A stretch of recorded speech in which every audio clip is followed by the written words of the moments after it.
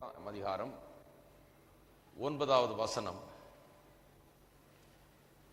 8வது வசனத்தின் பிற்பகுதியையும் 9ஆம் வசனத்தையும் வாசிக்கிறேன். 8ஆம் வசனத்தின் பிற்பகுதியும் 9ஆம் வசனம். ஆங்கிலத்திலே இது எல்லாம் ஒரே 9ஆம் வசனமாக வந்து விடுகிறது. ஆங்கில வேதாமத்தை பின்பற்றுகிறவர்கள் 9ஆம் வசனம் மட்டும் பார்த்தால் போதும். தமிழிலே பாதி வசனம் 8ல் இருக்கிறது, மீதி வசனம் 9ல் இருக்கிறது. 7ஆம் அதிகாரம் 8ஆம் வசனத்தின் பிற்பகுதியும் 9ஆம் வசனம் முழுவதும். நியாயப்பிரமாணம் இல்லாவிட்டால் பாவம் செத்ததாய் இருக்குமே. முன்னே நியாயப்பிரமாணம் இல்லாதவனாய் இருந்தபோது நான் ஜீவன் உள்ளவனாய் இருந்தேன். கற்பனை வந்தபோது பாவம் உயிர் கொண்டது, நான் மரித்தவனானேன். ரோமர் 7ஆம் அதிகாரத்தின் விசேஷம் என்னவென்றால், அது நியாயப்பிரமாணத்தை குறித்தும் பாவத்தை குறித்தும் வேற எந்த இடத்திலும் போதிக்காத விதத்திலே இந்த இடத்திலே இந்த வசனங்கள் போதிக்கிறது. நமக்கு நியாயப்பிரமாணத்தை குறித்து தான் இந்த அதிகாரமே. தேவனுடைய பிரமாணம் அது எதற்காக கொடுக்கப்பட்டது, அது என்ன செய்கிறது என்பதை குறித்து தான் இந்த அதிகாரமே. இந்த அதிகாரத்துக்கு தலைப்பு கொடுக்க வேண்டும் என்றால் நியாயப்பிரமாணம் என்று சொல்லலாம். ஆனால் நியாயப்பிரமாணத்தை விளக்குகிற வேளையில இன்னொரு முக்கியமான சத்தியத்தை ரொம்ப தெளிவாக விளக்க நேரிடுகிறது. நியாயப்பிரமாணத்தை விளக்க போய் கடைசியில பாவம் என்ன, பாவத்தின் தன்மை என்ன, அதனுடைய குணாதிசயங்கள் என்ன, அதனுடைய வல்லமை என்ன, அதனுடைய அதிகாரம் என்ன, அது எப்படி மனுஷனை ஆட்கொள்ளுகிறது என்று பாவத்தை குறித்து விளக்க ஆரம்பிக்கிறார். நியாயப்பிரமாணத்தை குறித்து விளக்கினால் பாவத்தை குறித்து விளக்காமல் இருக்க முடியாது. வேதத்திலே எங்கேயும் பாவத்தை குறித்து இவ்வளவு தெளிவான உபதேசம் வேற எந்த வேத பகுதியிலேயும் கிடையாது. இந்த வேத பகுதி ஆகையால் விசேஷமான வேத பகுதி. ஏனென்றால் பாவத்தை குறித்து, அதனுடைய தன்மை, அதனுடைய குணாதிசயம், பாவம் எப்படி மனுஷனுக்குள் கிரியை செய்கிறது, மனுஷனை எப்படி ஆட்டி படைக்கிறது, அது எப்படி மனுஷனுக்குள் குடிகொண்டிருக்கிறது, அது எப்படிப்பட்டதா இருக்கிறது, எப்பேற்பட்ட வல்லமை அது என்பதை விளக்குகிறதிலே 7ஆம் அதிகாரம் விசேஷமான ஒரு அதிகாரம். குறிப்பாக 7ஆம் வசனத்திலிருந்து பாவத்தை குறித்த விளக்கம் மிகவும் தெளிவாக நமக்கு வருகிறது. 7ஆம் வசனத்திலே பாவத்தின் தன்மையை, அதன் குணத்தை நியாயப்பிரமாணம் வெளிப்படுத்துகிறது. It reveals, the law reveals the nature and character of sin. நியாயப்பிரமாணம் பாவம் எப்படிப்பட்ட குணம், குணாதிசயங்களை கொண்டது, எப்படிப்பட்ட தன்மை வாய்ந்தது என்பதை நியாயப்பிரமாணம் நமக்கு தெளிவுபடுத்துகிறது என்பதை போதித்தோம். 8ஆம் வசனம் முதல் பகுதியிலே பாவத்தின் வல்லமையை குறித்து போதித்தேன். பாவம் எப்பேற்பட்ட ஒரு வல்லமை, அதனுடைய வல்லமை என்ன என்பதை குறித்த வெளிப்பாடு 8ஆம் வசனத்திலே முதல் பகுதியிலே நாம் போதித்தோம். எப்படி பாவம் சகலவித இச்சைகளையும் நமக்குள்ளே நடப்பித்தது, அது ஒரு வல்லமை, ஒரு சக்தியை போல நமக்குள்ள இருந்து தேவனுடைய கற்பனை, தூய்மையான கற்பனை, நல்ல கட்டளையே எடுத்து அதன் மூலமாகவே பாவத்தை நமக்குள்ள புகுத்தினது, நம்மை பாவம் செய்ய வைத்தது. தேவனுடைய கட்டளை பாவம் செய்யும்படியாக கொடுக்கப்படவில்லை. ஆனா பாவம் அவ்வளவு கொடூரமானதா இருக்கிறபடினாலே, பொல்லாததா இருக்கிறபடினாலே, இந்த பாவம் என்கிற சக்தி தேவனுடைய பிரமாணத்தையே எடுத்து அதையே நம்மை பாவம் செய்யும்படியாக, தூண்டும்படியாக உபயோகப்படுத்துகிறது என்பதை குறித்து 8ஆம் வசனம் முற்பகுதியில் பார்த்தோம். இப்பொழுது 8ஆம் வசனம் பிற்பகுதியும் 9ஆம் வசனத்தை பார்க்க போகிறோம். இந்த இன்றைக்கு நாம் போதிக்க போகிறதிலே எப்படி நியாயப்பிரமாணம் நமக்குள் பாவம் இருக்கிறது என்பதை வெளிப்படுத்துகிறது என்பதை குறித்து போதிக்க போகிறோம். பாவம் ஒரு மனுஷனுக்குள்ள இருக்கிறது என்பதை நியாயப்பிரமாணம் வெளிக்கொண்டு வருகிறது. நியாயப்பிரமாணத்தினுடைய நோக்கமே அதுதான். பாவம் ஒரு மனுஷனுக்குள் இருக்கிறது என்பதை வெளிக்கொண்டு வருவதற்காகவே தான் நியாயப்பிரமாணம் கொடுக்கப்பட்டது. முதலாவதாக இப்பொழுது வாசித்த அந்த வார்த்தைகளின் அர்த்தத்தை நான் சொல்லிவிடுகிறேன். அதன் பிறகு இதன் மூலமாக வரக்கூடிய சத்தியங்களை நாம் விளக்குவோம். முதல்ல இதனுடைய வார்த்தைகளுடைய அர்த்தங்களை நாம் சொல்லுவோம்.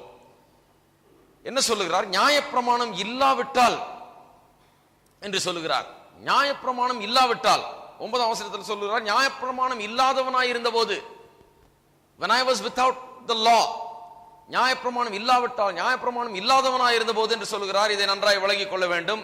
இந்த சில பதங்களுக்குரிய அர்த்தத்தை நான் சொல்லுகிறேன், கவனமாய் கேட்டால்தான் அதனுடைய சத்தியம் வழங்கும். பிறகு முதல் அர்த்தம், பிறகு சத்தியம். நியாயப்பிரமாணம் இல்லாவிட்டால் அல்லது இல்லாதிருந்த போது என்று சொன்னால் ஏதோ ஒரு காலகட்டத்திலே நியாயப்பிரமாணமே இல்லாமல் இருந்தது என்ற அர்த்தம் கிடையாது. மோசேயினால் கொடுக்கப்பட்ட 10 கட்டளை என்கிற நியாயப்பிரமாணம் மோசே வந்த போதிலும் கூட மோசேயின் மூலமாய் மோசேயின் காலத்திலே வந்தது நியாயப்பிரமாணம் என்று வாசிக்கிறோம். அது 10 கட்டளை குறித்து சொல்லப்பட்டிருக்கிறது. ஆனால் தேவனுடைய பிரமாணம் எப்படி மனுஷன் இருக்க வேண்டும், எப்படி வாழ வேண்டும், அவனுடைய வாழ்க்கை எதன் அடிப்படையில் எந்த ஒழுங்கிலே வாழப்பட வேண்டும் என்கிற அந்த பிரமாணம், அதுதான் நியாயப்பிரமாணம். அதை விரிவாக்கி 10 கட்டளையாக மோசேயின் மூலமாய் கொடுத்தார். ஆனா மோசே வருகிறதுக்கு முன்பதாகவே ஆதாம் முதற்கொண்டே கர்த்தருடைய நியாயப்பிரமாணம் இருந்துதான் வருகிறது. ஏதேன் தோட்டத்தில் மனுஷனை உண்டாக்கி வைத்த போதிலிருந்து மனுஷன் எப்படி வாழ வேண்டும், இப்படிதான் இருக்க வேண்டும், இதை செய்யக்கூடாது, இப்படிதான் இருக்க வேண்டும் என்கிற ஒரு நியதி, ஒரு நியாயத்தை தேவன் அங்கே வைத்திருந்தால் அதுதான் நியாயப்பிரமாணம். அதனுடைய விரிவாக்கம் அது 10ஆக மோசேயின் மூலமாய் தெளிவாய் கொடுக்கப்பட்டது. அதற்கு முன்பாக அது 10ஆக கொடுக்கப்படாவிட்டாலும் நியாயப்பிரமாணம் இருந்து வந்தது. ஏதேன் தோட்டத்திலிருந்தே இருந்து வந்தது என்று நாம் வாசிக்கிறோம். ஆகையாலே நியாயப்பிரமாணம் இல்லாவிட்டால் அல்லது இல்லாதிருந்த போது என்று சொன்னால் நியாயப்பிரமாணம் இல்லாத ஒரு காலம் இருந்தது என்ற அர்த்தம் அல்ல. அப்படி என்றால் என்ன அர்த்தம்? நியாயப்பிரமாணம் இல்லாவிட்டால் அல்லது இல்லாதிருந்த போது என்று சொன்னால் எதை சொல்லுகிறார்? நியாயப்பிரமாணத்தை இவர் சரியாக விளங்கிக் கொள்ளாதிருந்த காலத்திலே. பாருங்க, நியாயப்பிரமாணத்தை ஒரு மனுஷன் விளங்கி கொள்ளாதிருக்கும் போது அவன் அதனுடைய உண்மையான அர்த்தத்தை விளங்கி கொள்ளாமல் இருக்கும் போது அவன் பாவி என்கிறதை உணர்கிறது இல்லை. அதை தான் சொல்றார், நியாயப்பிரமாணம் இல்லாவிட்டால் பாவம் செத்ததாயிருக்குமே என்று. பாவம் சாகல, அதையும் புரிந்து கொள்ள வேண்டும். பாவம் செத்ததாயிருக்குமே என்று சொன்னால் பாவம் ஒரு காலத்தில் செத்து இருந்தது, இப்ப உயிர் பெற்றதுன்னு கிடையாது. அவர் என்ன சொல்லுகிறார்? நியாயப்பிரமாணத்தினுடைய சரியான அர்த்தத்தை, அதனுடைய சாராம்சத்தை ஒரு மனுஷன் சரியாக விளங்கி கொள்ளாவிட்டால், நியாயப்பிரமாணம் என்ன சொல்லுகிறது என்பதை ஒரு மனுஷன் சரியாக விளங்கி கொள்ளாவிட்டால் தனக்குள்ள பாவம் இல்லை என்று நினைத்துக் கொள்வான். பாவம் செத்துருச்சு, பாவம் எனக்குள்ள உயிரோட இல்ல, நான் பாவி இல்ல, நான் நல்லா தான் இருக்கிறேன் அப்படி என்று நினைத்துக் கொண்டிருப்பான். நியாயப்பிரமாணம் இல்லாவிட்டால் பாவம் செத்ததான் இருக்குமே சொன்னா பாவம் செத்த ஒரு காலம் கிடையாது. பாவம் எப்பவுமே உயிரோட தான் இருக்குது. இருக்கிறீங்களா? பாவம் செத்ததுன்னு ஒரு காலம் கிடையாது.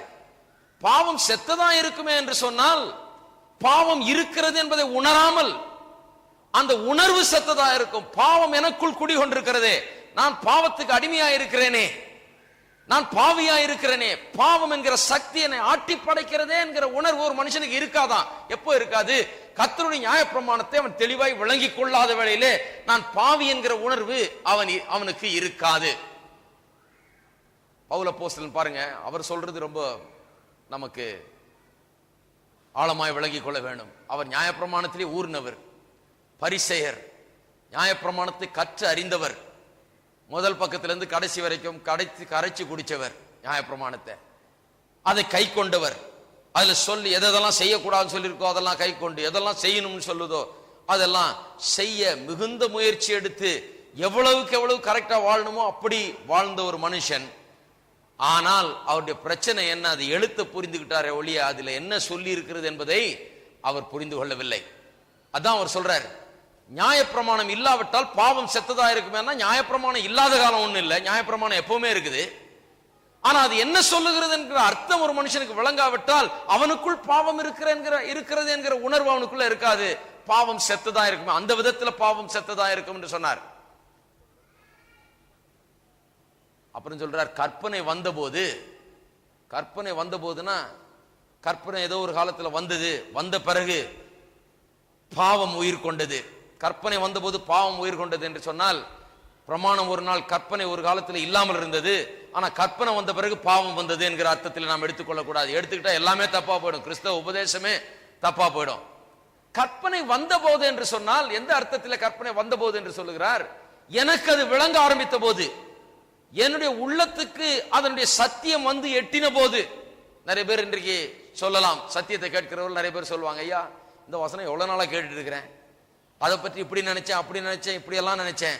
ஆனா இன்னைக்குதான் அந்த வசனத்தினுடைய சரியான ஆழமான அர்த்தம், அது என்ன சொல்லுகிறது என்கிறதனுடைய கருத்து எனக்கு இன்னைக்குதான் தெளிவா விளங்குச்சு.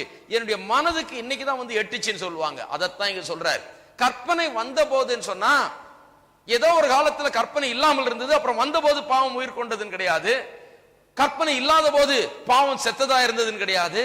கற்பனை இவருக்கு விளங்காத காலத்திலே அதனுடைய சாராம்சம், the spirit of the law, அந்த கற்பனை என்ன சொல்லுகிறது என்கிறது அந்த எசன்ஸ் சாராம்சம் விளங்காதிருந்த காலத்திலே தான் பாவி என்கிற உணர்வு செத்திருந்தது.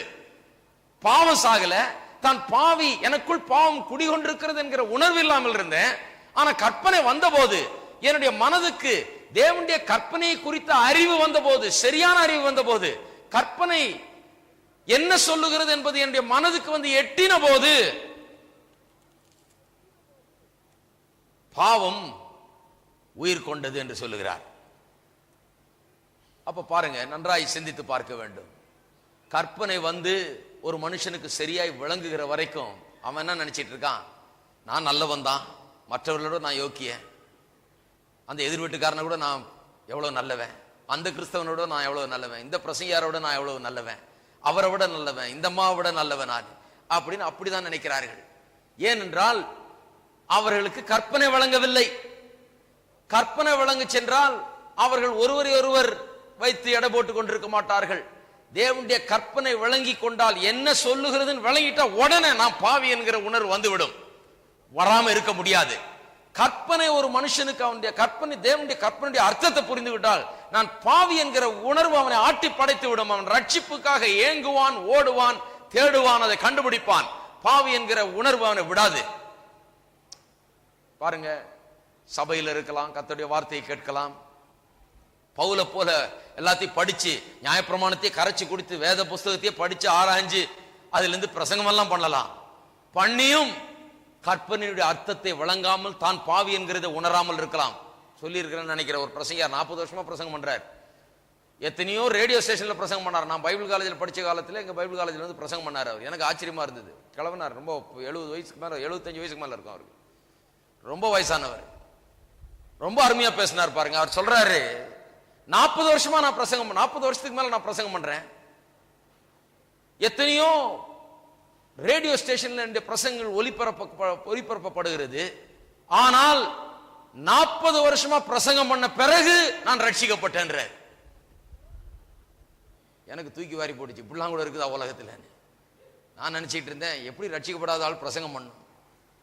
இவர் சொல்றார், 40 வருஷமா நான் ரட்சிக்கப்படல, ஏதோ கர்த்தருடைய கற்பனை இது சொல்லுது, சரி இது என்ன சொல்லுதுன்றது ரொம்ப அழகா விளக்க தெரியும், எனக்கு படிப்பு இருக்குது, அறிவு இருக்குது, அதுல நான் அப்படி விளக்கிட்டு இருந்தேன். ஆனா இது பிரமாணம் என்ன சொல்லுகிறது என்று எனக்கு தெளிவா விளங்கல, எனக்கு விளங்கலன்றார். எனக்கு அது வந்து எட்டல. அந்த காலத்துல ஏதோ அதுல இருந்து 3 பாயிண்ட் 4 பாயிண்ட் வச்சு ஒரு பிரசங்கத்தை பண்ண, அந்த பிரசங்கம் அழகா இருந்தது, அதை கேட்கறதுக்கு நிறைய பேர் ரேடியோல கேட்டாங்களே ஒழிய இவருடைய சபையில ரட்சிப்பு கிடையாது, ஜனங்களுக்கு ரட்சிப்பு கிடையாது. அவங்கள்ட்டையும் பாவிகள், தாங்கள் பாவிகள், ரட்சிப்பு வேணும் என்கிற உணர்வு வந்ததே கிடையாது. இவருக்கே வரல. முதல்ல 40 வருஷமா அப்படி போன பிறகு அதுக்கப்புறம் ஒரு பிரசங்கத்தை கேட்டேன்.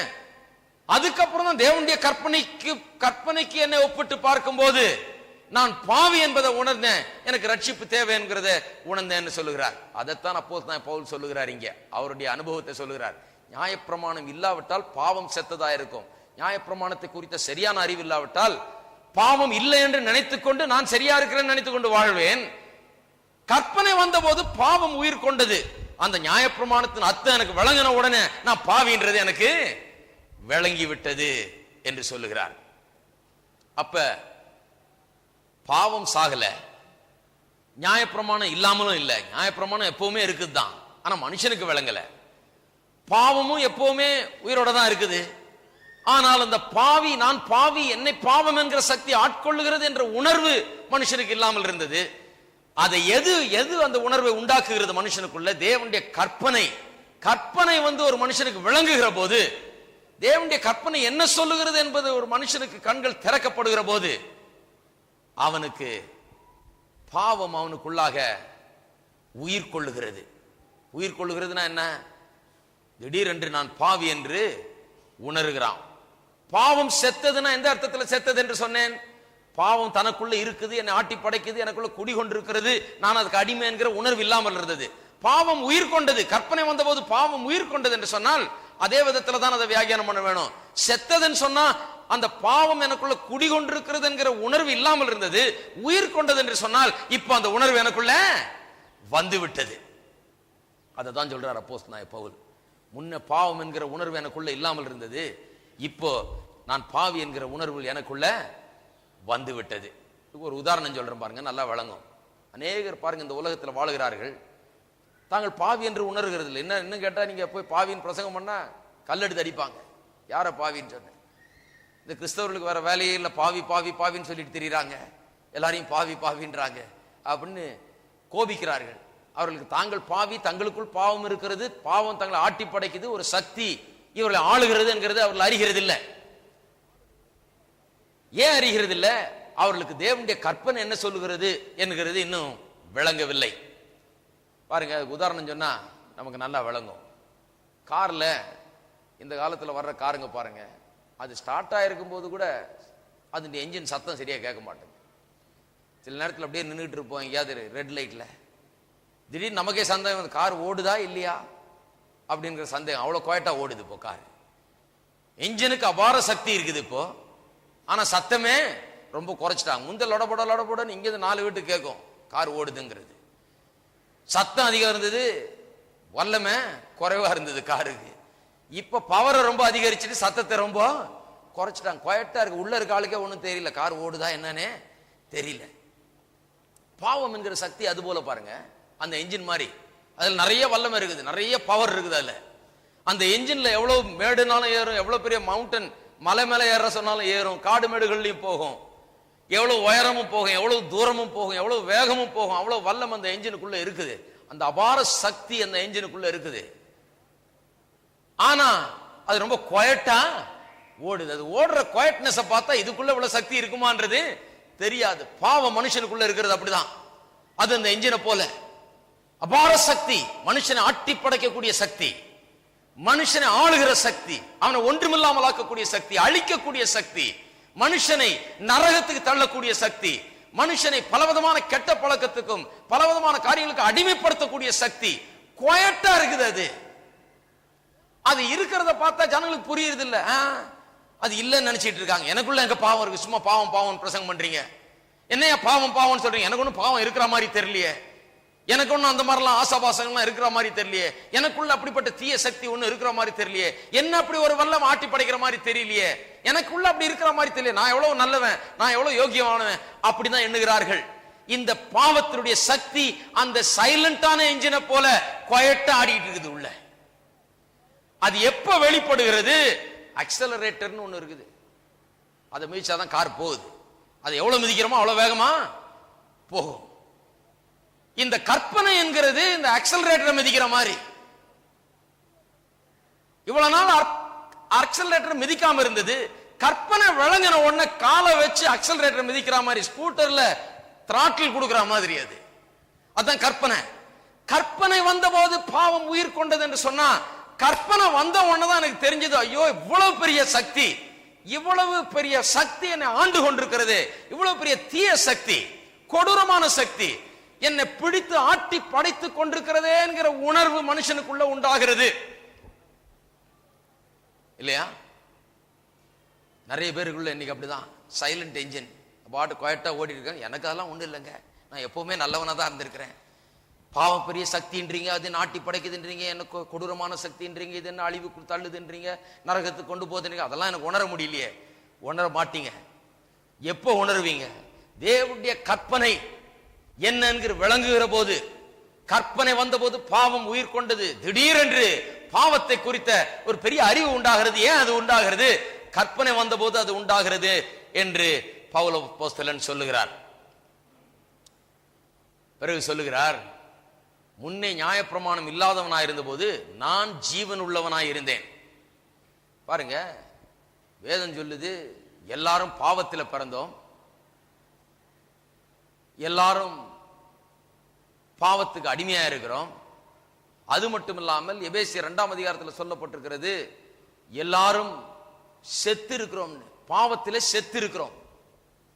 All are dead in sins and trespasses. எல்லாரும் பாவத்திலே செத்தவர்கள்.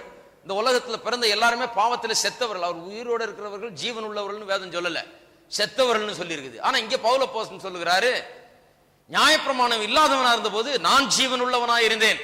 எந்த அர்த்தத்தில் சொல்லுகிறார் நான் ஜீவன் உள்ளவனாய் இருந்தேன் என்று சொன்னால், நியாயப்பிரமாணத்தை குறித்து சரியான அறிவு இல்லாதிருந்த போது, நியாயப்பிரமாணம் இல்லாதவனா இருந்த போது எனக்குள்ள நான் நல்லவன், நான் யோகியன் என்கிற ஒரு தைரியம், என்னை குறித்த ஒரு மேன்மை பாராட்டுதல், எனக்கு ஒன்னும் குறைவில்லை, நான் எனக்கு தேவனை தெரியும், எனக்கு தேவனுடைய காரியங்கள் வழங்கும், எனக்கு வேத வசனம் புரியும், எனக்கு சத்தியம் தெரியும், எனக்கு இந்த டாக்டரின் புரியும், அது புரியும், இது புரியும் அப்படின்னு சொல்லி என்னை குறித்து ஒரு மேன்மையான எண்ணம் எனக்குள்ள இருந்தது. நான் பாவி என்கிற எண்ணம் எனக்கு வரல. என்னுடைய நான் எனக்கு போதும், நான் இருக்கிற விதம் போதும், இதுக்கு மேல எனக்கு ஒன்றும் தேவையில்லை. நான் பாவி என்கிற அந்த உணர்வு இல்லை, எனக்கு உள்ளது போதும், நான் யோகியன், நான் நல்லவன், எனக்கு சத்தியம் வழங்குகிறது, என்னால நான் செய்ய முடியும், எனக்கு எல்லாம் முடியும் என்கிற அந்த எண்ணம் எனக்குள்ள இருந்தது என்றார். அதைத்தான் இங்க இப்படி சொல்றார், நான் ஜீவன் உள்ளவனாயிருந்தேன் சொன்னா, பாவத்தை குறித்த உணர்வு இல்லாமல் எனக்குள்ள எல்லாம் ஓகே, நான் நல்லவனா இருக்கிறேன், நான் கர்த்தருடைய கற்பனையை கை கொள்ள முடியும், நான் இதை செய்வேன் அதை செய்வேன், எனக்கு அப்படி இருக்க முடியும் இப்படி இருக்க முடியும் என்கிற ஒரு தவறான எண்ணம் எனக்குள்ள இருந்தது என்று சொல்லுகிறார். பாருங்க, இன்றைக்கும் அப்படித்தான் பவுல் அப்போஸ்தலன் சொல்லுகிறார். பிலிப்பியர் 3ஆம் அதிகாரத்தில் ஒரு சில வசனங்களை வாசிக்கிற பாருங்க. பிலிப்பியர் 3ஆம் அதிகாரம் 6ஆம் வசனம். பக்தி வைராக்கியத்தின்படி சபையை துன்பப்படுத்தினவன், நியாயப்பிரமாணத்துக்குரிய நீதியின்படி குற்றஞ்சாட்டப்படாதவன். பாருங்க எப்படிப்பட்ட ஒரு உணர்வு தன்னை குறித்துன்னு. எப்படியா இருக்கிறீர் பவுலே, நீர் எப்படி இருக்கிறீர் அந்த காலத்தில் அவரை கேட்டிருந்தீங்கன்னா ரட்சிக்கப்படுறதுக்கு முன்னாரே என்ன சொல்லியிருப்பார்? பக்தி வைராக்கியத்தின்படி சபையை துன்புறுத்தினவன், நியாயப்பிரமாணத்தின்படி அதன் நீதியின்படி குற்றஞ்சாட்டப்படாதவன். அவரை குறித்த ஒரு மேன்மையான எண்ணம், அதைத்தான் சொல்றார் நான் ஜீவன் உள்ளவனா இருந்தேன் என்று. அதாவது நான் பாவி என்கிற உணர்வு எனக்குள்ள இல்ல, நான் உயிரோடு இருக்கிறேன், நான் பாவத்துக்கு சாகல, நான் உயிரோடு இருக்கிறேன் என்கிற ஒரு தவறான எண்ணம் எனக்குள்ள இருந்தது. நான் உயிரோடு இருக்கிறேன் என்று நினைத்து கொண்டிருந்தேன், நான் செத்தவன் என்று அறிவு எனக்கு இல்லாதனால எனக்குள்ள எல்லாம் ஆல்ரைட், நான் உயிரோட தான் இருக்கிறேன், ஆவிக்குரியபடி நான் உயிரோட தான் இருக்கிறேன், நான் சாகல, பாவத்துக்கு செத்தவன் அல்ல, நான் உயிரோட தான் இருக்கிறேன் என்கிற தவறான எண்ணம் எனக்குள்ள இருந்தது என்று சொல்லுகிறார். கலாத்தியர் 1:14. என் ஜனத்தாரில் என் வயதுள்ள அநேகரை பார்க்கிலும் யூத மார்க்கத்திலே தேறினவனாய் என் பிதாக்களுடைய பாரம்பரிய நியாயங்களுக்காக மிகவும் பக்தி வைராக்கியம் உள்ளவனாயிருந்தேன்.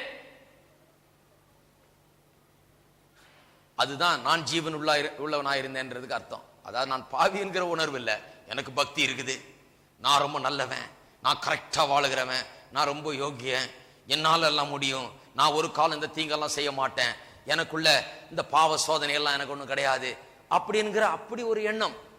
நான் செத்து இருக்கிறேன், பாவத்தில் செத்து கிடக்கிறேன், பாவத்துக்கு அடிமையா இருக்கிறேன், அந்த சக்தியை நாட்கொள்ளுகிற அந்த எண்ணம் கிடையாது. தவறாக ஒரு எண்ணம், நான் ஜீவன் உள்ளவனா இருக்கிறேன், ஆவிக்குரிய வாழ்வு உள்ளவனா இருக்கிறேன், நான் தேவனை அறிந்திருக்கிறேன், எனக்கு தேவனை குறித்து தெரியும், அந்த உபதேசங்கள் தெரியும், அப்படி என்கிற ஒரு தவறான எண்ணம். பாருங்க, ஒரு பரிசேயன் தேவாலயத்துக்குள்ள ஜெபம் பண்ண போனானா, இயேசு சொல்றாரு இல்லையா அந்த கதையை, எப்படி ஜெபம் பண்ணா? அவன் போய் தேவனா ஸ்தோத்தரிக்கிறதுக்கு போல யாரை ஸ்தோத்தரிக்கிறான்? தன்னையே ஸ்தோத்தரிக்கிறான். அவன் என்ன சொல்றான்? பரிசேயன், தேவனே நான் இந்த ஸ்திரீகளை போல அல்ல, நான் இந்த புறஜாதியார் போலும் இல்ல. தேவன்கிட்ட போய் இவரை பற்றி மேன்மை பாராட்டுறாரு. இவன் ஜெபமே பாருங்க வேற மாதிரி இருக்குது. ஜெபமே நான் அவனை போல இல்ல ஆண்டவரே, இவனை போல இல்ல, இந்த மாவை போல இல்ல, அந்த ஆளை போல இல்ல, நான் விசேஷமானவன், உமக்கு தெரியாதா? எப்படி விசேஷமானவன்? நான் 1/10 தசமபாகம் செலுத்துகிறேன், நான் வாரத்துக்கு 2 நாள் உபவாசம் பண்ணுகிறேன், நான் இதெல்லாம் பண்ணுகிறேன். அவனுக்குள்ள என்ன பாருங்க, நான் ஜீவன் உள்ளவனா இருக்கிறேன் என்கிற ஒரு தவறான எண்ணம். நான் பாவத்தில செத்து கிடக்கிறேன் எண்ணம் கிடையாது. ஆனா அதுதான் உண்மை, செத்து கிடக்கிறான்றதுதான் உண்மை. ஆனா அந்த நியாயப்பிரமாணத்தை குறித்த அறிவில்லாததுனால, அந்த நியாயப்பிரமாண கற்பனை இன்னும் அவனுக்கு ஒரு வல்லமையான விதத்தில் அவனை தொடாததுனால, ஆவிக்குரிய விதத்தில் அது அவனை தொடாததுனால, வெறும் எழுத்தின்படி அவன் அறிந்திருக்கிறதுனால தான் பாவி என்கிற உணர்வு அவனுக்கு வரல. நான் ஜீவன் உள்ளவனா இருக்கிறேன், எனக்குள்ள எல்லாம் யோகியமா இருக்குது, நான் நல்லா இருக்கிறேன்னு நினைத்து கொண்டு அப்படி ஜெபம் பண்ணுகிறான். அதே மாதிரிதான் அந்த ஐஸ்வர்யவானாகிய வாலிபன் இயேசுவிடத்துல வந்தான். நித்திய ஜீவனை பெற்றுக் கொள்வதற்கு நான் என்ன செய்ய வேணும்னு கேட்டான். இயேசு சொன்னார், ஒன்னும் செய்ய வேணாம்பா, நீ 10 கற்பனை இருக்குது, அந்த கற்பனையில் இருக்கிறது எல்லாத்தையும் போய் செய்யினார். உடனே அவன் என்ன சொன்னான்? சிறு வயது முதற்கொண்டு நான் எல்லாவற்றையும் செய்திருக்கிறேன். இதை போல ஒரு பெரிய புழு உலகத்தை பார்க்க முடியாது. சிறு வயதிலிருந்து நான் எல்லாவற்றையும் செய்திருக்கிறேன். எப்படி பாருங்க பொய் சொல்றான். நம்ம நினைக்கிறோம் பொய் சொல்றான்னு, உண்மையா அவனுக்குள்ள அந்த மாதிரி ஒரு நினைவு. எனக்கு ஓகே, நான் ஓகே. என்ன ஒரு 10 கற்பனை போய் செய்ய சொல்றேன். நான் சின்ன வயசுல இருந்து செய்துட்டு வரேனே, என்ன போய் 10 கற்பனை செய்யணும், இது எனக்கு தெரியாதா? இது எவ்வளவு சிம்பிளான காரியம். சின்ன வயசுல இருந்து நான் ஒரு கற்பனையும் அவ்வளவு அழகா கை கொண்டுட்டு வரேன். அதனாலதான் என்ன சொன்னார், அவன் கை கொள்ளலன்றதை காமிக்கிறதுக்காக தான் பிறகு என்ன சொன்னாரு, உனக்குள்ள எல்லாத்தையும் போய் விற்று தரித்திரர் கொடுத்து பிறகு என்ன வந்து பின்பற்றினார். அப்பதான் அவன் வருத்தம் உள்ளவனா வீட்டுக்கு சென்றானா. ஏனென்றால் அவனுக்கு மிகுந்த ஆஸ்தி இருந்தது. அதுல காமிச்சிட்டாரு இவனுடைய இச்சை ஆசை எதுல இருக்குதுன்னு. இச்சையாதிருப்பாயாக 10வது கற்பனை சொல்லி இருக்குது. இவன் சொல்றான் 10ஐயும் நான் கை கொண்டிருக்கிறேன்னு. இயேசு நிரூபித்து காண்பித்தார். இல்ல, 10வது கற்பனை நீ கை கொள்ளல. நீ ஒருவேளை உபச்சாரம் செய்யாத இருக்கலாம், பொய் சாட்சி சொல்லாம இருக்கலாம், கொலை செய்யாம இருக்கலாம், இதெல்லாம் செய்யாம இருக்கலாம். 10வது கற்பனை நீ செய்யல. ஒண்ணுல தவறுனா எல்லாத்துலயும் தவறுன. இச்சையாதிருப்பாயாக சொல்லி இருக்குது. இப்ப நான் உனக்கு சொன்ன, உனக்கு இல்ல சொத்தெல்லாம் கொண்டு போய் வித்துட்டு என்ன வந்து பின்பற்றுன்னு. ஆனா உன்னுடைய ஆசை அந்த சொத்து மேல இருக்குது. ஆகையால நித்திய ஜீவனே வேணான்னு சொல்லி போயிட்ட நீ. ஒரே நிமிஷத்துல நிரூபித்து காண்பித்தார். அந்த மனுஷனுக்குள்ள என்ன கற்பனை அவனுக்கு தெரியுது. 10 கற்பனை தெரியுது. யூத மார்க்கத்தில் பிறந்து வளர்ந்து ரொம்ப அதுலயே ஊர்னவன் போல இருக்குவேன். சிறு வயது முதல்ல இதுல இருக்கிறேன்றான். பிறந்ததே இதுலதான். நிறைய கிறிஸ்தவங்களுக்குள்ள அப்படி இருக்காங்க. எனக்கு தெரியாது என்னத்தை சொல்லிட்டாரு இவரு. சின்னதுல இருந்து இதெல்லாம் கேட்டிருக்கிறேன் நாக்கும், எனக்கு எல்லாம் தெரியுமாக்கும். ஆனா பாருங்க, ரட்சிப்பின் அனுபவம் இருக்காது. சிறு வயது முதல் நான் இவைகள்லாம் கை கொண்டேன் அப்படின்னு சொல்லுகிறான். ஆனால் உண்மை என்ன, அவனுக்கு கற்பனை சரியா வழங்கல. இச்சையாதிருப்பாயாக என்ற கற்பனை அவனுக்கு வழங்கி இருந்துச்சுன்னா, ஐயோ ஆண்டவரே இந்த இச்சை என்னை ஆட்கொள்ளுகிறதே, இதுதான் பாவமா? இந்த பாவம் என்கிற சக்தி தானே எப்படி என்னை ஆட்கொள்ளுகிறது? இந்த இச்சையிலிருந்து விடுபட எனக்கு வழி இல்லையே, என்னை ரட்சியும், நான் பாவி என்று கதறி இருப்பான். ஆனா அந்த அறிவு வரல. இச்சையாதிருப்பாயாகன்றத அவன் என்ன நினைச்சிட்டு இருக்கிறான், நான் ஏதோ ஒண்ணு செய்தாதான் தப்பு. உள்ளத்துல இருக்கிறது தப்புல, உள்ள எல்லா இச்சையும் இருந்திருக்குது, வெளியே செய்யாம இருந்திருப்பான். ஆனா 10 கற்பனையில 10வது கற்பனை சொல்லுது, உள்ள அந்த இச்சை இருந்தாலே பாவம் என்று. அந்த இச்சை இருக்கிறது என்கிற அந்த காரியமே மனுஷனுக்குள்ள பாவம் இருக்கிறது என்கிறதுக்கு அடையாளமா இருக்குது, நிரூபணமா இருக்கிறது. அங்கிருந்து வருத்தத்தோட போனான். பாருங்க, கற்பனை வந்தபோது பாவம் உயிர் கொண்டது. நியாயப்பிரமாணம் இல்லாதவனா இருந்த போது நான் ஜீவன் உள்ளவனா இருந்தேன். நல்ல கவனிப்போ, நியாயப்பிரமாணம் இல்லாதவனா இருந்த போது, அதாவது நியாயப்பிரமாணம் எனக்கு விளங்காத போது, அதனுடைய சாராம்சம் எனக்கு புரியாத போது, கற்பனை என்ன சொல்லுகிறது என்பது எழுத்தின்படி அல்ல, அதனுடைய சாராம்சம் எனக்கு புரியாத இருந்த போது நான் ஜீவன் உள்ளவனா இருந்தேன். ஆனா கற்பனை வந்த போது, அதாவது கற்பனை எனக்கு சரியா விளங்கின உடனே, அது ஆவிக்குரிய விதத்துல வல்லமையா அந்த கற்பனை வந்து என்னை தொட்டு எனக்கு அந்த வெளிச்சம் கிடைச்ச உடனே நான் பாவி என்கிறத உணர்ந்தேன். அதை தான் சொல்றார், நான் கற்பனை வந்த போது பாவம் உயிர் கொண்டது என்று சொல்லுகிறார். பாவம் உயிர் கொண்டது. பாவம் உயிர் கொண்ட உடனே இவருக்கு என்ன ஆச்சா, நான் மரித்தவனானேன். கற்பனை, அதாவது நியாயப்பிரமாணம் இல்லாத போது நான் ஜீவன் உள்ளவனா இருந்தேன். அதான் நியாயப்பிரமாணம் வழங்காத காலத்துல நான் ஓகே, நான் ஆல்ரைட், நான் ரொம்ப ஸ்பிரிச்சுவல், எனக்கு எல்லாம் சத்தியம் எல்லாம் வழங்கும், நான் யோகியன் அப்படிங்கிற ஒரு தவறான எண்ணம், எனக்கு ஜீவன் இருக்குது, நான் செத்தவன் அல்ல என்கிற எண்ணம் இருந்தது. கற்பனை வந்த போது பாவம் உயிர் கொண்டது. பாவம் எனக்குள்ள இருக்கிறது என்கிற அறிவு எனக்கு உண்டானது. நான் மரித்தவனானேன். நான் மரித்தவனானேன் என்ன, நான் ஜீவன் உள்ளவனாய் இருந்தேன் என்று சொல்றதுக்கு என்ன அர்த்தம் சொல்றோமோ அதுக்கு ஆப்போசிட் அர்த்தம் தான் நான் மரித்தவனானேன்றதுக்கு சொல்லணும். நான் ஜீவன் உள்ளவனாய் இருந்தேன்றதுக்கு என்ன அர்த்தம், ஆவிக்குரியபடி எனக்கு எல்லாம் ஓகே, நான் ஞானவான், நான் யோகியன், நான் சரியா இருக்கிறேன், கற்பனை எல்லாம் கை கொண்டிருக்கிறேன் அப்படின்னு அந்த அறிவு. அப்படிப்பட்ட ஒரு தவறான எண்ணம். செத்தவனான என்ன, இப்போ எனக்குள்ள குறைவு இருக்குது, எனக்குள்ள பாவம் இருக்குது, பாவம் என்கிற சக்தி எனக்கு என்னை ஆட்டி படைத்துக் கொண்டிருக்கிறது, நான் பாவத்திலே செத்து கிடக்கிறேன் என்கிறதை நான் இப்பொழுது உணர்கிறேன். அதுதான் சொல்றார். இப்ப வாசிப்போம், நல்லா வழங்கும் பாருங்க. 7ஆம் அதிகாரம் 8ஆம் வசனம் பிற்பகுதியை வாசிப்போம். 9ஆம் வசனம் நான் இப்ப சொன்ன விளக்கத்தின்படி வாசிப்போம். அதனுடைய சத்தியத்தை நான் இப்பொழுது சொல்கிறேன். 8ஆம் வசனம் பிற்பகுதி. நியாயப்பிரமாணம் இல்லாவிட்டால் பாவம் செத்ததாயிருக்குமே.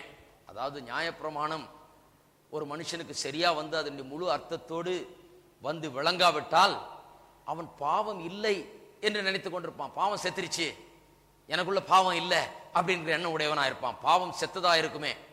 முன்னே நியாயப்பிரமாணம் இல்லாதவனா இருந்த போது, அதாவது நியாயப்பிரமாணம் எனக்கு சரியா விளங்காத காலத்துல நான் ஜீவன் உள்ளவனா இருந்தேன். அதாவது எனக்கு எல்லாம் ஓகே, நான் செத்தவன் அல்ல, நான் பாவத்துல செத்தவன் அல்ல, நான் ஆவிக்குரிய வாழ்வுடையவனா இருக்கிறேன், நான் ஓகே, நான் நல்லவன், யோகியன், ஆவிக்குரியவன் நினைத்துக் கொண்டிருந்தேன். கற்பனை வந்து விளங்கின போது, வந்தபோது பாவம் உயிர் கொண்டது. கற்பனை வந்த போதுதான் பாவம் உயிர் கொண்டது. பாவம் எவ்வளவு இருக்குதுன்னு எனக்கு விளங்குச்சு. பாவத்தினுடைய கொடூரம் எனக்கு விளங்குச்சு. பாவத்தினுடைய வல்லமை என்னை ஆட்டி படைக்கிறதுங்கிறது விளங்குச்சு. அப்பதான் நான் மரித்தவனானேன். முன்ன நான் ஜீவன் உள்ளவனா இருந்தேன், நான் நினைச்சிட்டு இருந்தேன் எல்லாம் ஓகே. நீ இப்ப கற்பனை வந்த போது பாவம் இருக்கிறது தெரிந்தது. இருக்கிறது தெரிந்த உடனே நான் செத்தவன் என்கிறதை நான் உணர்ந்தேன். நான் பாவத்தில் மரித்திருக்கிறேன் என்பதை உணர்ந்தேன் என்று சொல்லி இருக்கிறார். பாருங்க, அது பரிசுத்தமாக்கவும் முடியாது. ஒரு மனுஷன் நியாயப்பிரமாணத்தை எடுத்து வைத்துக் கொண்டு இதெல்லாம் நான் கைக்கொண்டு இதன்படி நடக்கிறதுனால நான் பரிசுத்தன் என்று ஒரு மனுஷனும் சொல்ல முடியாது. ஏனென்றால் நியாயப்பிரமாணம் ஒரு மனுஷனை பரிசுத்தமாக்குகிறது, ஆக்க முடியாது. ஏனென்றால் நியாயப்பிரமாணம் மனுஷனுக்கு தனக்குள்ள பாவம் இருக்கிறது என்கிற உணர்வை ஊட்டும்படியாக தான் கொடுக்கப்பட்டது. நியாயப்பிரமாணம் பாவத்தை வெளிக்கொண்டு வருகிறது. இவன் பாவியா இருக்கிறான் என்பதை காட்டுகிறது. இவன் பாவத்தில் செத்து கிடக்கிறான் என்கிறதை நியாயப்பிரமாணம் எடுத்து காட்டுகிறது ஒழிய நியாயப்பிரமாணத்தை ஒரு மனுஷனுக்கு கொடுத்ததுனால அவன் அதன் மூலமா பரிசுத்தமாக முடியும் என்று கிடையாது. ஆகவே முதல் காரியம் என்ன? நியாயப்பிரமாணம் ஒரு மனுஷனை பரிசுத்தமாக்க முடியாது. அவனுக்கு அதை என்ன செய்ய முடியும்? அவனுக்குள்ள பாவம் குடிகொண்டிருக்கிறது, அவன் பாவத்துக்கு அடிமை என்கிறதை அது விளக்கி காட்டும். நியாயப்பிரமாணத்தை ஒரு மனுஷன் சரியா விளங்கி கொண்டால் அவன் பரிசுத்தமாகிறதுக்கு பதிலா ஐயோ நான் பாவி பாவி பாவின்னு சொல்லி கதறிக்கொண்டிருப்பான். அதைத்தான் நியாயப்பிரமாணம் செய்ய முடியும். அதுக்கு மேல ஒண்ணு செய்ய முடியாது. ரட்சிப்பு நியாயப்பிரமாணத்தின் மூலமாக அல்ல, ரட்சிப்பு கிறிஸ்துவின் மூலமாக தான். நியாயப்பிரமாணம் கொடுக்கப்பட்டது நோக்கம், 10 கற்பனை கொடுக்கப்பட்டது நோக்கம், கர்த்தருடைய பிரமாணங்கள் கொடுக்கப்பட்டது நோக்கம். மனுஷன் தனக்குள் பாவம் இருக்கிறது என்பதை உணரும்படியாக கொடுக்கப்பட்டது. அக்சலரேட்டரை அழுத்தக்கூடிய ஒரு ஆற்றல் அந்த நியாயப்பிரமாணத்துக்கு இருக்கிறது. அழுத்தும் போதுதான் தெரியுது இதுல என்ன வேகம் இருக்குது. இரண்டாவது காரியம், ஆவிக்குரியபடி ஒருவர் எந்த நிலையில இருக்கிறார் அல்லது ஒரு மனுஷனுடைய பாவ நிலைமை, அவனுக்குள்ள பாவம் இருக்கிறதா இல்லையா என்கிறதை அறிந்து கொள்வதற்கு அவனுடைய செய்கைகளை வைத்து கணக்கிடக்கூடாது. அவன் தேவனுடைய கற்பனைக்கும் தேவனுடைய கட்டளைகளுக்கும் தேவனுடைய கற்பனைகளும் கட்டளைகளும் இவனை எந்த விதத்தில் பாதிக்கிறது என்பதை வைத்துதான் ஒரு மனுஷன் எந்த நிலையில இருக்கிறான் என்பதை சொல்ல முடியுமே ஒழிய அந்த மனுஷனுடைய செய்கைகளை வைத்து அவன் எந்த நிலையில இருக்கிறான்னு சொல்ல முடியாது. நல்ல விளக்கி சொல்றேன் பாருங்க. ஒரு மனுஷனுக்குள்ள பாவம் இருக்கிறதா, அவன் பாவியா இருக்கிறானா அல்லது அதிலிருந்து விடுபட்டு இருக்கிறானா என்பது, பாவத்திலிருந்து விடுபட்டு இப்ப ரட்சிக்கப்பட்டு விசுவாசியா இருக்கிறானா, பாவியா அல்லது விசுவாசியா, இவன் பாவத்துக்கு அடிமையா இல்லது அடிமைத்தனத்திலிருந்து இவன் இப்பொழுது விடுதலை ஆக்கப்பட்டிருக்கிறானா என்பதை எப்படி சொல்ல முடியும்? அவன் பாவம் செய்யறானா இல்லையா என்கிறதை பார்த்தல்ல, தேவனுடைய கற்பனைகளுக்கு கட்டளைகளுக்கு எப்படி இவன் ரியாக்ட் பண்ணுகிறான், தேவனுடைய கற்பனைகளும் தேவனுடைய கட்டளைகளும் இவனை எந்த விதத்திலே பாதிக்கிறது என்பதை வைத்துதான் இவன் பாவியா இல்லையா என்பதை சொல்ல முடியும். எல்லாம் முழிக்கிறீங்க, பாவம் செய்தா அவன் பாவி இல்லையா? அப்ப கிறிஸ்தவர்கள்லாம் தவறு செய்யும் போது என்ன சொல்லிடுறீங்க? நீ பாவி, ஓ ரட்சிப்பு இல்லை அதனால தான் நீ பாவம் செய்யற அப்படின்னு சொல்லுவோமா? கொஞ்சம் சிந்தித்து பார்க்க வேண்டும். ரட்சிக்கப்பட்ட பிறகு ஒரு மனுஷன் தவறு செய்யறான், தவறு செய்தோன்னு பார்த்துட்டு நீ ரட்சிக்கப்படாதனால தான் அந்த தவறு செய்த, நீ ரட்சிக்கப்பட்டு அதை செய்திருக்க மாட்டேன் அப்படின்னா சொல்லுவோம்? கிடையாது. அப்படி வேதம் போதிக்கவில்லை. அப்படி நம்ம போதிச்சா தவறு. ஆகையால பாவ செய்கைகளை வைத்து ஒரு மனுஷன் ரட்சிக்கப்பட்டிருக்கிறானா இல்லையா என்கிறதை சொல்றது இல்ல, பாவ செய்கைகளை வைத்து ஒரு மனுஷனுக்குள்ள பாவம் இருக்கிறதா இல்லையா என்கிறதை நியாயம் இருக்கிறது அல்ல. கர்த்தருடைய கற்பனைகளுக்கு அவன் எப்படி ரியாக்ட் பண்ணுகிறான், கற்பனைகள் அவனை எந்த விதத்தில் பாதிக்கிறது, how does he react to God's commandments, அதை வைத்துதான் அவனுக்குள்ள பாவம் இருக்கிறதா இல்லையா என்பதை நாம் நியாயம் தீர்க்க முடியும், அறிய முடியும். பாருங்க, பாவ செய்கைகளை வைத்து ஒரு மனுஷன் பாவியா இல்லையாங்கிறத பார்த்தோம்னா, நிறைய பரிசேயர்கள் அவர்களை பார்த்துட்டு, அடே அப்பா, அவர் சட்டையை பாரு, அவர் முடிய பாரு, அவர் எல்லாத்தையும் பாரு, இதெல்லாம் ரொம்ப கரெக்டா இருக்காரு, அவர் ஒன்றும் பாவி இல்லைன்ட்டு போயிடுவோம். பேசாம அவர் ஒன்றும் பாவி இல்லைன்ட்டு போயிடுவோம். ஏசு அவங்கள பார்த்து என்ன சொன்னார்? வெள்ளை அடிக்கப்பட்ட கல்லறையே, வெள்ளை அடிக்கப்பட்ட கல்லறையே. ஆக்ஷனை பார்த்து சொல்லல. ஆக்ஷனை பார்த்தா இவன் ரொம்ப பெரிய பரிசுத்தவான் மாதிரி இருப்பான். அவனுடைய வெளிப்புறமான நடக்கைகளை பார்த்தா, அவனுடைய நடை, உடை, பாவனை, அவனுடைய ஜபம், அவனுடைய உபவாசம், அவன் தர்மம் செய்கிறது, அவனுடைய எல்லா தோரணைகளையும் பார்த்தா, தோரணை, ஸ்தோத்திரம், இதெல்லாம் பார்த்த உடனே ஏ அப்பா பெரிய பரிசுத்தவானா இருப்பார் போல இருக்கு அப்படின்னு தெரியும். ஆனா அதை வச்சு நம்ம இவனுக்குள்ள பாவம் இருக்கிறதா இல்லையாங்கிறத தீர்மானிக்க முடியாது. வெளியில ஆள் வேற மாதிரி இருக்கான். எதை வச்சு பின்ன தீர்மானிக்கிறது? பாருங்க, இவாஞ்சலிசத்துல ரொம்ப முக்கியம். சுவிசேஷத்தை மற்றவர்களுக்கு சொல்லுறதுல ரொம்ப முக்கியம். நம்ம பேசாம போய் சுவிசேஷத்தை சொல்றோம்னு சொல்லி மனுஷனை, சகோதரனே நீ குடிக்கிறாயே, நீ சிகரெட் பிடிக்கிறாயே, நீ அது பண்ற, அதனால நீ பாவி, அதனால தான் அப்படி இருக்கிற அப்படின்னு அதை மட்டும் சொன்னோன்னு வைங்க, அவன் என்ன மற்றவன் என்ன நினைப்பான்? சிகரெட் குடிக்காதவன், குடிக்காதவன் எல்லாருமா குடிச்சிட்டு இருக்காங்க. ஹலோ, உலகத்துல எவ்வளவு பெரிய யோகியர்கள்லாம் இருக்காங்கன்னு பாத்திருக்கீங்க நீங்களே. ஒழுக்கமான கரெக்டான ஆட்கள்லாம் இருக்கிறாங்க, ரொம்ப சரியான ஆட்கள், எந்த விதமான இந்த மாதிரி நடவடிக்கைலாம் ஈடுபடாத ஆட்கள், நல்ல ஆட்கள் இருக்கிறாங்க. அவங்க எல்லாம் அங்க உட்கார்ந்துட்டு என்ன நினைப்பாங்க? நல்ல பிரசங்கம் பண்ணும் பிரசங்க யாரு, இந்த குடிகாரன் எல்லாம் வந்திருக்காங்க, கேட்கட்டும், அவனுக்கு தான் தேவை ரொம்ப. நாங்கெல்லாம் பெரிய யோகியர்கள், எனக்கு இந்த சுவிசேஷம் இல்லை. இது யாருக்கு இந்த சுவிசேஷம்? வெறும் குடிகாரனுக்கும், சிகரெட் குடிக்கிறவனுக்கும், அவனுக்கும் இவனுக்கும், விபச்சாரம் பண்றவனுக்கும், திருடுறவனுக்கும், கொள்ளை அடிக்கிறவனுக்கும், கொலை செய்யறவனுக்கும் தான் அந்த சுவிசேஷம். நானும் யோகியன், எனக்கு இல்ல இந்த சுவிசேஷம், அவங்களுக்கு சொல்லும் அப்படின்ற எண்ணத்தோட உட்கார்ந்துருப்பான். இன்னைக்கு அதுலதான் சுவிசேஷம் பிரசங்கம் பண்றதுல நிறைய பேரை நாம தொட முடியறது இல்ல. ஏன்னா அநேகருக்கு நான் ஓகேங்கிற எண்ணத்தோட வந்து உட்கார்றாங்க. அவங்க ஓகே தான், மனுஷ பிரகாரம் படி பார்த்தா, செய்கையின்படி பார்த்தா அவர்கள் ஓகே தான், செய்கையின்படி பார்த்தால் அவர்கள் நல்லவர்கள் தான், செய்கையின்படி அவர்கள் யோகியர்கள் தான். செய்கையை வைத்தே நம்ம பிரசங்கம் பண்ணிட்டு இருந்தோம் சுவிசேஷ பிரசங்கத்தை. பாதி பேர் நல்லா இருக்கிற ஆளு, எனக்கு இல்ல இந்த சுவிசேஷம். இன்னைக்கு முன்னால போறவங்க எல்லாம், இன்னைக்கு ஒப்பு கொடுக்குறவங்க எல்லாம் குடிகாரனா இருக்கணும், கொலைகாரனா இருக்கணும், இல்ல விபச்சாரக்காரனா இருக்கணும், இல்ல திருடனா இருக்கணும், அப்படிப்பட்டவன் தான் முன்னால போய் நிற்பான். நான்லாம் என்ன, நானெல்லாம் அப்படி கிடையாது என்கிற எண்ணத்துல பாதி பேர் எந்திரிச்சு போயிட்டு இருப்பாங்க.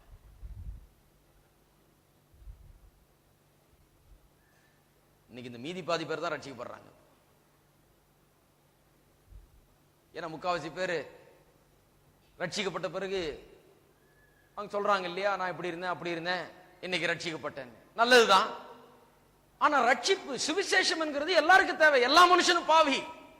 வந்து உட்கார்ந்து இருக்கிற மகா யோகியன் கூட தேவனுடைய பார்வையில பாவி என்று வேதவசனம் சொல்லுகிறது. அப்ப அவனுடைய செய்கையை வைத்து அவனை பாவின்னு சொல்லல, நம்ம பின்ன எதை வைத்து அவனை பாவின்னு சொல்லுகிறோம்? அப்படி வந்து உட்கார்ந்து இருக்கிற மனுஷன், யோகியனாய் வந்து உட்கார்ந்து கொண்டிருக்கிற மனுஷன், அவனுக்கு என்னத்தை பிரசங்கம் பண்ணுகிறோம்? வெறி நீ குடிக்கிற, சிகரெட் பிடிக்கிற, விபச்சாரம் பண்ற, வேசித்தனம் பண்ற, அல்லது திருடுற, கொள்ளடிக்கிற, கொலை செய்யற, அப்படி போதிக்கிறது இல்ல. நாம் என்னத்தை போதிக்கிறோம்? கல்வாரி சிலுவையை குறித்து பேசுகிறோம்.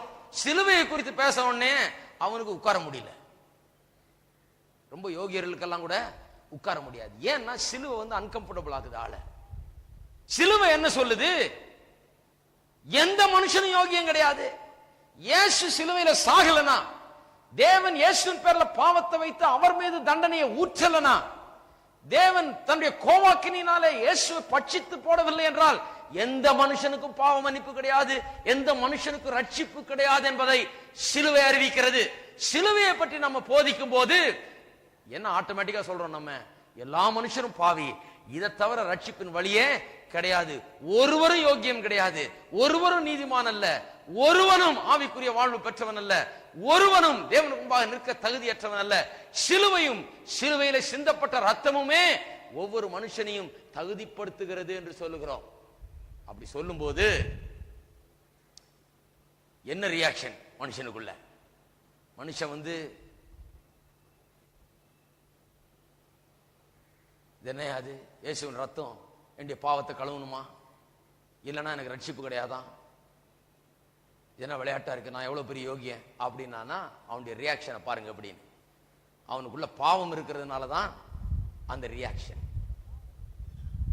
அவனுக்குள்ள பாவம் இருக்கிறதுனால தான் இந்த தேவனுடைய பிரமாணங்களும் கட்டளைகளும் கல்வாரி சிலுவையை குறித்த பிரசங்கமும் அவனை இப்படியாக பாதிக்கிறது. அவன் அங்க உட்கார்ந்து கொண்டு அவன் அதனால பாதிக்கப்படுகிறான். அவன் அதை எதிர்க்கிறான். எனக்கு அதெல்லாம் ஒண்ணும் தேவையில்லை, எனக்கு என்னத்துக்கு ரத்தம் சிந்த பண்ணணும், எனக்கு எதுக்கு அவர் அடிக்கப்படணும், எனக்காக என்னுடைய குற்றத்துக்காக அவர் அடிக்கப்பட்டாருன்றாங்களே, நான் என்ன குற்றம் செய்தேன், நான் என்ன தவறு செய்தேன், எதுக்காக அவர் எனக்காக சாகணும், எனக்காக யாரும் சாக வேண்டியது இல்லையா, நான் நல்லா தானே இருக்கிறேன் அப்படிங்கிற ஒரு ரியாக்ஷன் அவனுக்குள்ள உண்டாகும். அது உண்டாகும் போதே தெரிகிறது அவனுக்குள்ள பாவம் குடிகொண்டு இருக்கிறது என்று. செய்கையை வைத்தல்ல, தேவனுடைய கட்டளைகள் கற்பனைகள் இவைகளினால் எப்படி அவன் பாதிக்கப்படுகிறான் என்பதை வைத்துதான் அவனுக்குள்ள பாவம் இருக்கிறதா என்று சொல்ல முடியும். தேவனுடைய கற்பனைகளை வைத்து அதை கேட்கும் போது, சிலுவையின் பிரசங்கத்தை செய்யும் போது, ஆம் நான் பாவி, எனக்கு அவர் சிந்தின ரத்தம் தான் என்னை தகுதிப்படுத்துகிறது என்பதை ஒரு மனுஷன் மனதார ஏற்றுக்கொண்டான் என்றால் அவன் பாவத்திலிருந்து விடுதலை பெற்றவன் என்ற அர்த்தம் அதிலே வழங்குகிறது. அவன் பாவத்திலிருந்து விடுதலை பெற்றிருக்கிறான். ஆம் நான் பாவி, என்னை தகுதிப்படுத்தினதே இந்த ரத்தம் தான், இந்த சிலுவையின் ரத்தம் தான் என்னை சீர்படுத்தினது, என்னை தேவனிடத்தில் கொண்டு வந்து சேர்த்தது, இல்லாவிட்டால் எனக்கு தகுதி கிடையாது என்று ஒரு மனுஷன் அப்படி ரியாக்ட் பண்ணான் என்றால், அந்த விதத்தில் அவன் பாதிப்பு அவனுக்கு ஏற்பட்டது என்றால் சொல்லலாம் அவன் பாவத்திலிருந்து விடுதலை பெற்றவன். பாவம் அவனை ஆட்கொள்ளவில்லை, பாவம் அவனை ஆட்டி படைக்கவில்லை, அவன் பாவத்திலிருந்து விடுதலையை பெற்றவன் என்று சொல்லலாம். நீங்க பாருங்க, சபைகளில், பாரம்பரிய சபைகளில் நிறைய பேர் இன்றைக்கு இருக்கிறார்கள். அவர்கள் பாவத்தை குறித்த ஒரு உணர்வுக்குள்ளாக வந்ததே கிடையாது. ஏன் வந்தது கிடையாது? அவர்கள் நினைத்துக் கொண்டிருக்கிறார்கள், போய் அங்க போய் பிரசங்கம் பண்ணுங்க, குடிகாரனுக்கு பிரசங்கம் பண்ணுங்க, ஒன்னும் உதவாதவனுக்கு பிரசங்கம் பண்ணுங்க, மோசமாய் வாழ்கிறவர்களுக்கு பிரசங்கம் பண்ணுங்க. ஆனா நாங்களோ யோகியர்கள் என்ற எண்ணத்திலே இருக்கிறார்கள். தங்களுக்கு ரட்சிப்பு தேவை, தங்களுக்காக ஒருவர் மரிப்பது அவசியம், தங்கள் பாவங்களை அந்த மரணத்தினால் அல்லாமல் வேற எந்த விதத்திலும் சரி கட்ட முடியாது என்கிற அந்த ஒரு எண்ணம் அவர்களுக்குள்ள இல்லை. மூன்றாவது காரியம், மூன்றாவது சத்தியம், இன்றைக்கு அநேகர் நினைத்துக் கொண்டிருக்கிறார்கள், கற்பனைகளை தேவன் கொடுத்து இதெல்லாம் செய்ய இதெல்லாம் செய்யாதுன்னு சொல்லி இருக்கிறதுனால என்ன தெரிகிறது என்றால், அவர்கள் சொல்லுகிறார்கள், அவர் செய்யாதுன்னு சொன்னதுனால அதை செய்யாம இருக்கிறது கூடிய ஆற்றலை நமக்குள்ள கொடுத்திருக்கிறார், இதை செய்யின்னு சொன்னதுனால செய்யக்கூடிய ஆற்றலை நமக்கு கொடுத்திருக்கிறார், எதை செய்கின்றாரோ அதுக்குரிய ஆற்றலை நமக்கு கொடுத்திருக்கிறார், எதை செய்யாதென்றாரோ அதுக்குரிய ஆற்றலை நமக்கு கொடுத்திருக்கிறார். இல்லைன்னா இதை செய்யாது இதை செய்யும் எப்படி சொல்லுவார்? அவர் சொன்னதுனால அந்த ஆற்றல் நமக்கு இருக்கிறது, அவர் சொன்னதை செய்யும் ஆற்றல் நமக்கு இருக்கிறது என்று சொல்லுகிறார்கள். ஆகையால மனுஷன் நல்லவன். கற்பனை எல்லாம் ஏன் மனுஷனுக்கு கொடுக்கப்பட்டிருக்கிறது என்றால், தேவன் மனுஷனை உண்டாக்கும் போதே அவர் சொன்னதை செய்யக்கூடிய ஆற்றல் அவனுக்குள்ள வச்சிருக்கிறார், ஆகையால் தான் கற்பனையை கொடுத்தார் என்று இப்படி தவறா போதிக்கிறார்கள். மனுஷனை மேன்மையானவனாய் போதிக்கிறார்கள். நீ நல்லவன் தான், நீ ஓகே தான். இந்த ரட்சிப்பு எல்லாம் போதிக்கிறது இல்லை, இந்த சிலுவையெல்லாம் போதிக்கிறது இல்லை, பாவ மன்னிப்பை போதிக்கிறது இல்லை, மனம் திரும்புதல போதிக்கிறது இல்லை, அதெல்லாம் போதிக்கிறது இல்லை. என்ன சொல்றாங்க? நீ பெரிய ஆள், தேவன் ஒன்னு உண்டாக்குற போதே இப்படி உண்டாக்கிட்டாரு, நீ ஒண்ணு இல்ல, இந்த 10 கற்பனை எல்லாம் எடுத்துட்டு போய் செய்கின்றதை செய்ய, செய்யாதன்றதை விட்டுரு, அதுக்குரிய வல்லமை சக்தி உனக்குள்ள இருக்கிறது என்று சொல்லி விடுகிறார்கள். தவறு. நியாயப்பிரமாணம் கொடுக்கப்பட்டது அதற்காக அல்ல, மனுஷனுக்கு ஆற்றல் இருக்குதுன்னு காமிக்கிறதுக்காக அல்ல, மனுஷனுக்குள்ள பாவம் இருக்குதுன்னு காமிக்கிறதுக்காக தான் நியாயப்பிரமாணம் கொடுக்கப்பட்டது. சொன்னேன் இல்லையா, ஒரு மனுஷன் கண் தெரியாத இருந்தா அவனுக்கு கண்ணு தெரியல எந்திரிச்சு நடக்காதுன்னு சொன்னா கேட்க மாட்டேங்கிறான். சரி போய் அந்த பொருளை எடுத்துட்டு வாங்கன்னு சொன்னா அப்ப எந்திரிச்சு தட்டு தடுமாறி கீழே விழுந்து அடிபட்ட உடனே விளங்குது, ஓஹோ எனக்கு கண்ணு தெரியல அதனால தான் விழுந்தேன். மனுஷன் பாவி, உனக்குள்ள பாவம் இருக்கிறது, பாவம் ஆட்கொள்ளுகிறது என்று தேவன் சொன்னா கேட்கல. தேவன் 10 கற்பனையை கொண்டாந்து கொடுத்தாரு. மோசே மலையில இருந்து இறங்கினவன கற்பனையை கொண்டாந்து வச்சிருந்த உடனே ஜனங்க கேட்கறாங்க, என்னையா கொண்டு வந்தேன்? 10 கற்பனையை கொண்டு வந்தேன்.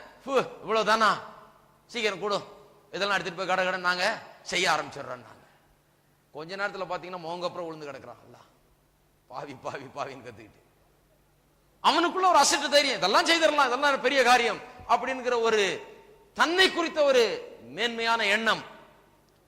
பிரமாணம் கொடுக்கப்பட்டது இவனால செய்ய முடியும்ன்றதை காமிக்கிறதுக்கு அல்ல, செய்ய முடியாதுன்றதை காமிக்கிறதுக்காக பிரமாணம் கொடுக்கப்பட்டது.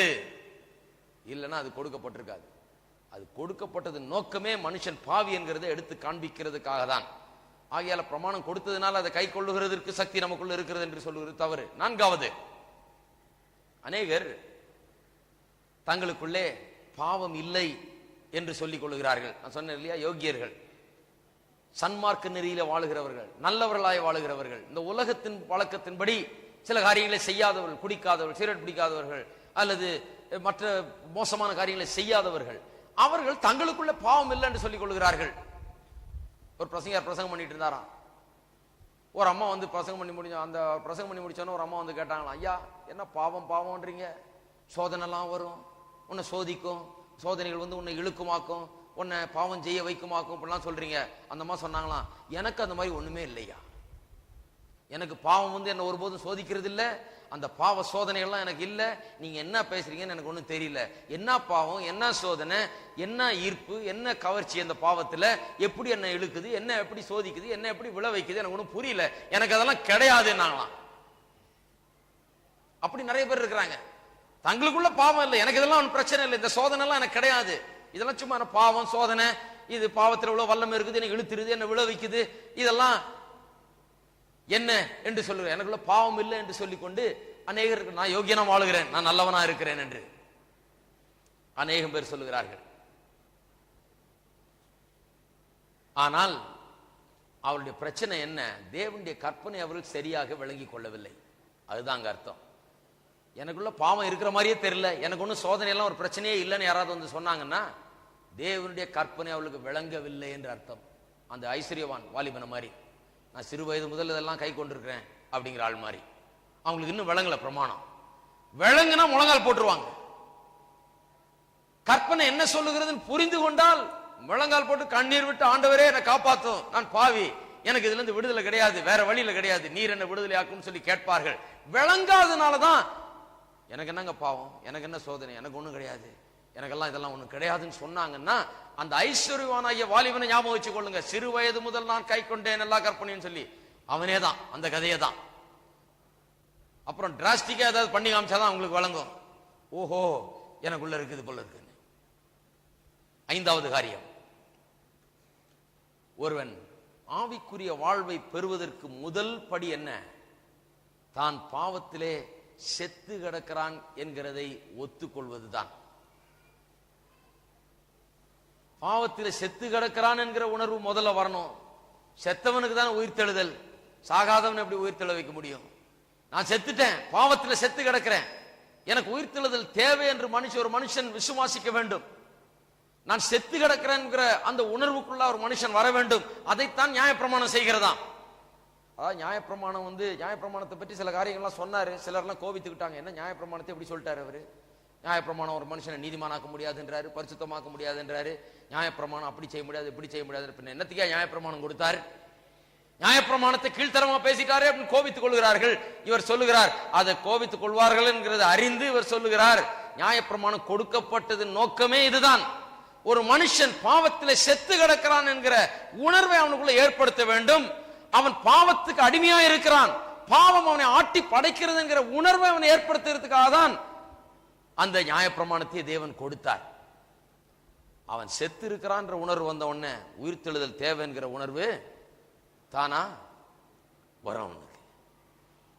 பாருங்க, செத்து கிடக்கிற மனுஷனுக்கு போதிச்சா அவனுக்கு உயிர் வர போறதில்லை. இருக்கிறீங்களா? செத்து கிடக்கிற மனுஷனுக்கு போதனை அவசியம் இல்லை. நிறைய பேர் இன்றைக்கு சபைகளில் போய் உட்கார்ந்து இருக்கிறாங்க, செத்து இருக்கிறாங்க பாவத்துல, அவங்களுக்கு நிறைய நல்ல நல்ல போதனை எல்லாம் கொடுக்கப்படுது. 10 கற்பனையில் 1 இது சொல்லியிருக்கு, 2 இது சொல்லியிருக்கு, 3 இது சொல்லியிருக்கு. 1 கொரிந்தியர் 13 அதிகாரத்திலிருந்து அன்பு குறித்து 7 காரியங்கள் சொல்றாங்க. இயேசுடைய போதனையிலிருந்து அற்புதமான காரியங்கள் சொல்றாங்க. இப்படி நாம் வாழ வேண்டும், அப்படி நாம் வாழ வேண்டும், இதை செய்யணும், அதை செய்யணும், அதை செய்யக்கூடாது, இதை செய்யக்கூடாது. அவன் செத்து கிடக்கிறான்.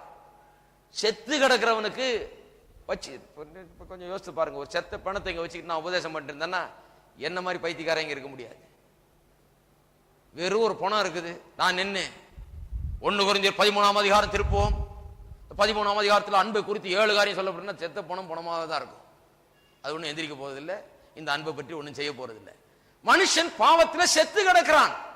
அவனை வச்சு ஞாயிற்றுக்கிழமை தோறும் பெல் அடிச்சு கூப்பிட்டு அவனுக்கு 7 பாயிண்ட் சொல்லி அனுப்பிச்சா ஒன்னும் நடக்க போகிறது இல்லை. செத்தவனுக்கு ஒரு உயிர்த்தெழுதல் அவசியம். அவனை ஒரு வல்லமை, அவனுக்கு அப்பாற்பட்ட ஒரு வல்லமை வந்து அவனை உயிரோடு எழும்ப வைக்கணும். அது அவசியம். இதைத்தான் ரட்சிப்பின் அனுபவம் என்று சொல்லுகிறோம். நிறைய பேர் உட்காந்துட்டு அதெல்லாம் நான் பெற்றிருப்பேன்னு நினைக்கிறேன், ரட்சிப்பெல்லாம் சொல்றதெல்லாம் எனக்கு இருக்குன்னு நினைக்கிறேன், இவ்வளவு நாளா இருக்குன்னு எனக்கு இருக்காதா? இது இல்லைன்னா இல்லைன்னு அர்த்தங்க. என்னைக்கு உயிரோடு எழுந்தீங்க? செத்தவனுக்கு உயிர்த்தெழுதல் அவசியம். ஆகையால் தான் இயேசு வந்து நான் நல்ல போதனையிலே போதிக்க வந்தேன், நான் அருமையான காரியங்களை சொல்ல வந்தேன் சொல்ல, நான் ஜீவனை கொடுக்கவும் அந்த ஜீவன் பரிபூர்ணமடையவும் வந்தேன்னு சொன்னார். எதுக்கு வந்தார் இயேசு? போதனை கொடுக்கிறதுக்கு வரலங்க. போதனை சைடுல கொடுத்தாரு, அவ்வளவுதான். வந்தது எதுக்கு? ஜீவனை கொடுக்கும்படியாய் வந்தார். லாசருவின் கல்லறையில போய் நிக்கிறார். லாசருவின் கல்லறையே பெரிய டிராமா. அது இவருக்கு தெரியும் சாக போறான்னு, வேணுனே வரல. செத்த பிறகு கொஞ்சம் பொறுத்து லேட்டா வர்றாரு. ஏன்னா ஒரு டிராமா செட்டப் பண்றாரு. இந்த டிராமா மூலமா எல்லாருக்கும் ஒரு காரியத்தை காண்பிக்க போகிறார். எப்படி எல்லாரும் ஆவிக்குரியபடி செத்து கிடக்கிறார்கள், செத்த மனுஷனுக்கு எப்படி உயிர்த்தெழுதல் வரும்னு காமிக்கிறதுக்காக தான் இந்த ஹோல் இவென்ட் வாஸ் செட்டப். இந்த முழு காரியமும் செட்டப் பண்ணப்பட்டது இயேசுவினால். சொல்லி அமிச்சா வரமாட்டேங்கிறாரு, செத்த பிறகும் லேட்டா வர்றாரு.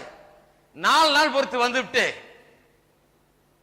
அங்க கல்லறை கிட்ட வந்து அழுகிறாரு. எல்லாம் நினைச்சேன், ஓ எவ்வளவோ அவனை அன்பு கூர்ந்தாரு. இவர் அன்பு கூர்ந்ததுனாலே அழுதாரு. சரி, இயேசுவுக்கு உணர்ச்சிகள் இருக்கிறது, நல்லா சிநேகித்தார் இந்த குடும்பத்தை, அவர் மேல அன்பு கூர்ந்தார், அதெல்லாம் உண்மைதான். இயேசு மனுஷனா அந்த உலகத்தில் வாழ்ந்தார். ஒரு மனுஷன் செத்த போது அழுகிறது ஒன்றும் அபாரம் கிடையாது, ஒன்றும் அசாதாரணம் கிடையாது. அழுகிறதெல்லாம் கரெக்ட் தான். ஆனா அன்றைக்கு அதனால் அழுகல அவர். லாசரு தன் நண்பன், தான் சிநேகித்த ஒருவன் இறந்து போனான்னு அழுகலங்க. ஏன் சொல்றேன்னா, இவனை உயிரோடு எழுப்ப போகிறோம் என்று தெரிந்து கொண்டு வந்தார். இன்னொன்னு சில நிமிஷத்துல உயிரோடு எழுப்ப போறார். எழுப்ப போகும்போது அழுவாங்களா யாராவது? நீங்க போறீங்க, உங்களுக்கு வல்லமை இருக்குன்னு தெரியும் உயிரோடு எழுப்புறதுக்கு, வேணும்னே 4 நாள் பொறுத்து வர்றீங்க, போய் அவனை எழுப்புவோம் அப்படின்னு சொல்லி, நல்லா எழுப்ப முடியும்னு தெரியும், வந்துட்டு சாவுக்கு வந்துட்டு இப்ப எழுப்ப போறீங்க, அந்த நேரம் நின்று அழுதுட்டு இருப்பீங்களா? அழுதுட்டு இருக்கவங்க சும்மா இருங்க, பேசாம இருங்க, எழுப்ப போறேன் இப்போ, ஏன் அழுகுறீங்க? நீங்களும் அழுக மாட்டீங்க, அழுகுறவங்களையும் நிறுத்துவீங்க. அப்ப ஏன் அழுதார் இவர்? அந்த கல்லறையில் நின்றுட்டு அழுதது அவனை சிநேகித்ததுனால அல்ல. அங்கே சொல்லப்பட்டிருக்கிறது, எருசலேமிலிருந்து யூதர்கள் கூடி வந்தார்களாம். அவர்கள்லாம் சுற்றி நின்றுட்டு இருக்கிறாங்க. இவரெல்லாம் இவர் தள்ளுனவர்கள், இவரை கொலை செய்ய தேடிட்டு இருக்கிறவங்க. எருசலேமில் பெரிய புகஞ்சிட்டு இருக்குது இவரை பற்றி. அடுத்தது இவரை அரெஸ்ட் பண்ணி சிலுவையில் அறையணும்னு காத்துட்டு இருக்கிறாங்க. அப்பேற்பட்ட கூட்டத்தின் மத்தியில் வர்றாரு. அந்த யூதர்கள்லாம் வந்து கூடி இருக்கிறாங்க, துக்கம் விசாரிக்கிறதுக்கு வந்திருக்கிறாங்க. இவர் அங்க அழுகிறார். அவன்லாம் சொல்றான், ஓஹோ எப்படி சிநேகிச்சா இருப்பார், அவனை எவ்வளவு அன்பு கூர்ந்தா இருப்பார்ன்றாங்க. அவனுக்காக அழுகல, இவர்களுக்காக அவர் அழுதார். ஏன் இவர்களுக்காக அழுகிறார்?